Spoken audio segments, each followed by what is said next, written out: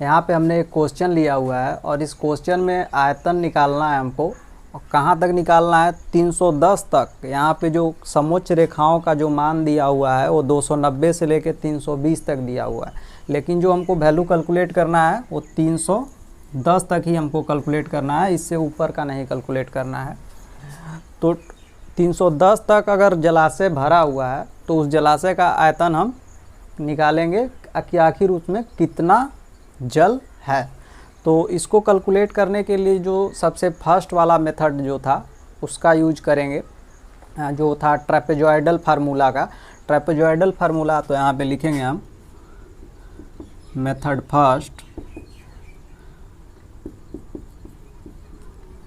First अर्थात trapezoidal formula.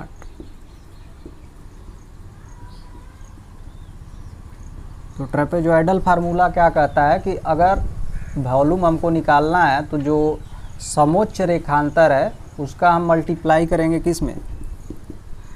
समोच्च रेखांतर अर्थात एच, और इसका मल्टीप्लाई A1 पहली वैल्यू और अंतिम वैल्यू बटा में इन दो, पहली वैल्यू और अंतिम वैल्यू का औसत, और फिर इसके बाद जो क्रम से फिर लिखेंगे A2 A3 और लास्ट जो वैल्यू रहेगी उससे एक वैल्यू पहले AN-1 तक हम ले लेंगे।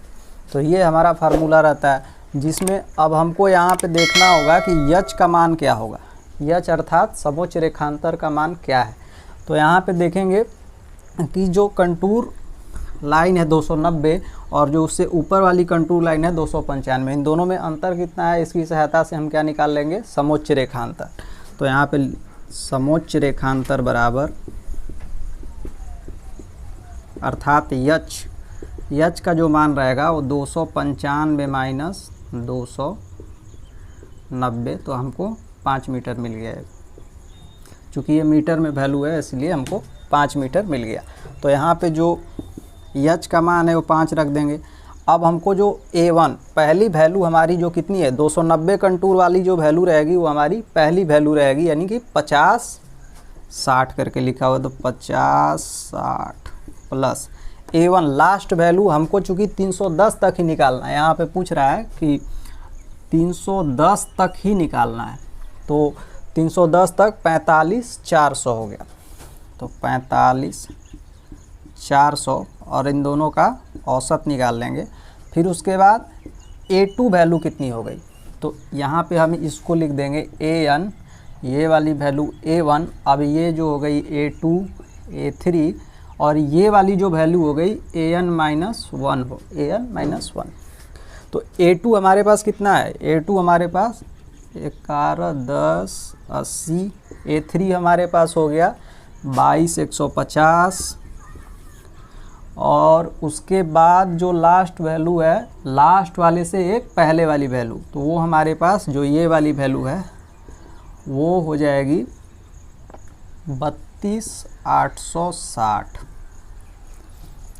और इसके बाद फिर हम इसको हल करेंगे। ये हो जाएगा 5 × 25 230 प्लस इन तीनों का मान जोड़ेंगे फिर 1180 22,150 32,860, ये मान हमारा आ गया 66,090। अब इन दोनों का मान जोड़ करके 5 का गुणा कर देंगे, प्लस 25 230, ये आएगा हमारा 5 × 91 320। 5 का गुणा करेंगे तो जो हमारा आ जाएगा 5,600।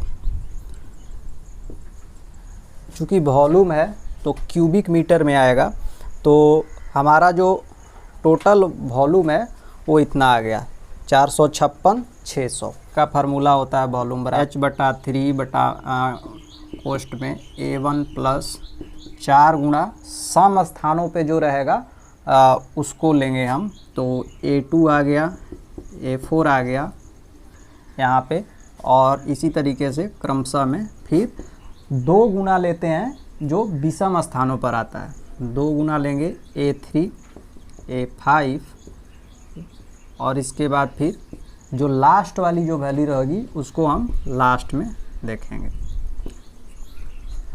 चूँकि हमने वहाँ पे एक चीज़ बताना हम भूल गए कि ये जो यन है, ये यन जो है ये विषम संख्या रहता है। तो यहाँ पे उसको आप लोग नोट कर लीजिएगा कि यहीं पे बता देते हैं। जो यन है, यन विषम संख्या होनी चाहिए। तो यहाँ पे देखिए 1 2 3 4 5 5 जो है वो विषम संख्या आ रहा है। उसी तरह जब भी हम कैलकुलेट करेंगे तो सबसे पहले चेक कर लेंगे कि जो यन का वैल्यू है वो विषम संख्या के रूप में होना चाहिए, तभी ये वाला फार्मूला काम करेगा। तो अब इसके बाद फार्मूला हमने नोट डाउन कर लिया और हमने समोच्च रेखांतर जो निकाला था, ये 2 कंटूर लाइनों का डिफरेंस निकाल करके निकाला था जो रफ हो गया। समोच्च रेखांतर हमने ज्ञात किया था 295 माइनस 290 अर्थात 5 मीटर का आया हुआ था। तो अब यहाँ पे देखेंगे A1 जो है वो A1 हमारा पहला वाला वैल्यू ये हो गया और उसके बाद A2 A4 हमारा जो लास्ट वैल्यू है वो यहाँ तक है और सम स्थानों पर A1 ये हो गया, उसके बाद AN ये लास्ट वाला ये हो गया। अब देखेंगे सम स्थानों पर A2 A3 और A4 यही है। तो सम स्थानों पर A2 और A4 आ रहा है। तो यहाँ पे हम लिखेंगे H की वैल्यू हमको 5 मिली थी, तो 5/3 A1 का मान हमारा 50/60 प्लस 4 गुणा A2 का मान हमारे पास कितना है 11,080, तो 11,080 प्लस A4 का जो मान है वो 32,860 है, तो 32,860। उसके बाद हमको इसमें कोई और सम स्थान पे और नहीं है, क्योंकि हमको 310 तक ही निकालना है, 310 तक वाली कंटूर लाइन तक, इसलिए ऊपर काम नहीं लेंगे। तो सम स्थानों के लिए हो गया। अब विषम स्थानों के लिए देखेंगे तो A3 एक ही विषम स्थान हमारे पास है A3, तो इसका मान जो है 22,150 हो गया। अगर और रहता तो उसको उसमें ऐड कर लेते। इसके बाद A1 जो है वो लास्ट वाला जो वैल्यू है उसको लेंगे, तो A1 कितना है प्लस 45,400। अब इसको हम हल करेंगे तो हमारे पास जो वैल्यू आई वो इस फार्मूला से भी दोनों का मान जो लगभग है वो बराबर आया। अब हम एक नेक्स्ट एग्जांपल देखेंगे। तो यहाँ पे हमने जो दूसरा क्वेश्चन लिया हुआ है, इस क्वेश्चन में कह रहा है कि जो समोच्च रेखा है, रेखाएं दी हुई हैं, उसमें से जो 101 वाली समोच्च रेखा है उसको निम्न तल मानना है। तो ये जो उल्टा इसमें जो क्वेश्चन में दिया हुआ है, तो 101 वाला जो वैल्यू होगा वो निम्न तल होगा, तो निम्न तल, और जो 109 वाला मान होगा वो उच्च तल है।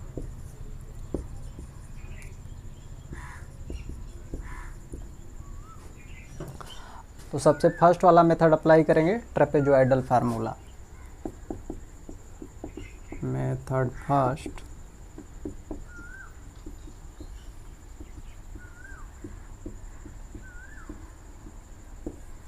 ट्रेपेजॉइडल फार्मूला में होता है कि वॉल्यूम बराबर H into A1 AN by 2 A2 A3 AN-1 तक। तो इसमें वैल्यू को पुट करेंगे। सबसे पहले हम जो H की वैल्यू है उसको यहाँ पे कैलकुलेट कर लेंगे। समोच्च रेखांतर हमारा जो होगा, यहाँ पे देखेंगे 2 कंटूर है, जैसे 109 और 108 है, तो 109 माइनस 108 अर्थात 1 मीटर यहाँ पे मान जो आएगा वो H का मान जो है वो 1 मीटर आएगा। तो अब इसके बाद जो सबसे फर्स्ट वाली वैल्यू हमारी हो गई, जो निम्न तल वाली वैल्यू होगी वो हमारी फर्स्ट वैल्यू होगी, तो ये A1 हो गया। और इसी तरह जो A1 AN हो गया वो लास्ट वाली वैल्यू हो गई, ये A2 हो गया, A3 A4 5 6 7 8। तो यहाँ पे हम देखेंगे कि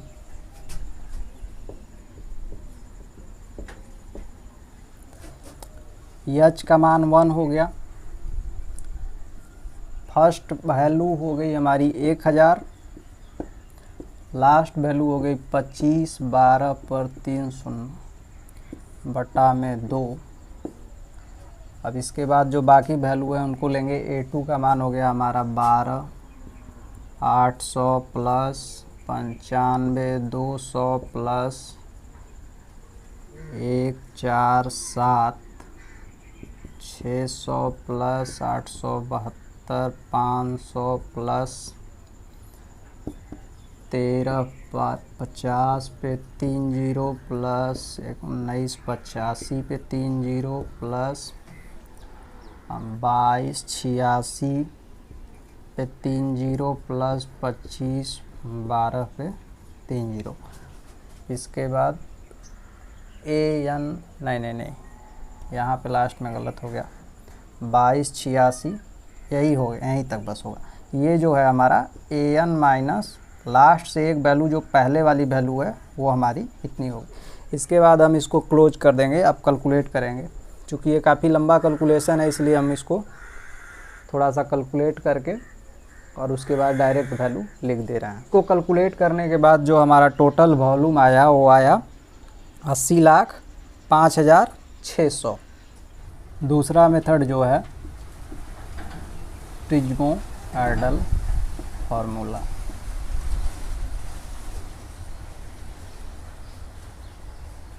इस सूत्र के द्वारा कहता है, यह सूत्र की V बराबर H/3 लेंगे, फिर सबसे फर्स्ट वाली वैल्यू लेंगे, उसके बाद 4 गुना वैल्यू लेंगे जो सम है A2, 4 गुना वैल्यू लेंगे सम वाली की A2 A4 करके जो है हमारा, फिर उसके बाद 2 गुना वैल्यू लेंगे किसका, जो विषम वाला है उसका 2 गुना वैल्यू लेंगे A3 A5, इस तरीके से फिर जो लास्ट वाला वैल्यू है उसको ले लेंगे। तो यहाँ पे देखेंगे 1 2 3 4 5 6 7 8 9 ये विषम है, चूँकि यहाँ पे फार्मूला अप्लाई हो जाएगा।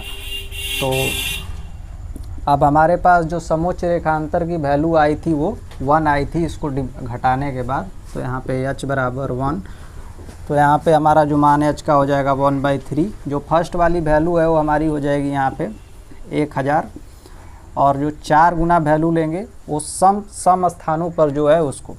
तो ये तो A1 हो गया, A2 A3 A4 A5 A6 A7 A8 A9, ये हमारा जो हो गया लास्ट वाला वैल्यू हो गया। तो यहाँ पे सबसे फर्स्ट वाली वैल्यू के बाद 4 गुना करेंगे, A2 हमारा हो गया 12,800, चौथा स्थान पर 147,600 प्लस छठे स्थान पे 1350 पे 3 जीरो प्लस उसके बाद है 8वें स्थान पर 2286 पे 3 जीरो। इस तरीके से हमारा सम स्थानों वाला कवर हो गया। अब उसके बाद विषम स्थानों वालों को लेंगे, तो विषम स्थान वालों में 2 गुना विषम स्थान की वैल्यू, ये तो हो गया हमारा, ये हो गया। अब A3 लेंगे तो 95,200 प्लस 87,2520 प्लस 19, यहाँ पे ले लेते हैं 1985 पे 30 प्लस, यही है यहीं तक। उसके बाद फिर ये दोनों वैल्यू हो गई। अब AN जो है लास्ट वाला जो वैल्यू है वो हमारा हो गया 25,12 पे 3 जीरो। अब इसको हम कैलकुलेट करेंगे, तो हम कैलकुलेट किए इसको, तो ये हमारी जो वैल्यू आ गई वो इतना आ गई। तो दोनों का जो वॉल्यूम है, दोनों विधियों के द्वारा जो हम वॉल्यूम कैलकुलेट करते हैं वो दोनों वॉल्यूम अप्रॉक्स में लगभग सेम आता है। तो आप किसी भी मेथड को यूज कर सकते हैं वॉल्यूम को ज्ञात करने के लिए, जो भी सूत्र आपको सहज लगे, चाहे वो ट्रेपेजॉइडल फार्मूला अगर आपको आसान लग रहा है तो उससे आप हल करिए, अगर प्रिज्मोइडल से आसान लग रहा है तो उससे आप हल कर सकते हैं। अब चूँकि इसमें जो एक तो पारंपरिक विधि होती है जिसमें दो दो कंटूर का औसत लेकर निकालते हैं, उससे काफ़ी कैलकुलेशन लंबा हो जाता है। इस वजह से इन दोनों फार्मूले में से किसी एक मेथड से आप हल कर सकते हैं। एग्ज़ाम में अगर किसी एक मेथड से पूछ रहा है कि इसी मेथड से आपको बताना है, तब तो आपको वही मेथड यूज करना पड़ेगा। लेकिन अगर ये पूछ रहा है कि केवल कैपेसिटी ज्ञात करनी है, तो कैपेसिटी ज्ञात करनी है तो आपको किसी एक भी फार्मूले का आप यूज करके हल कर सकते हैं।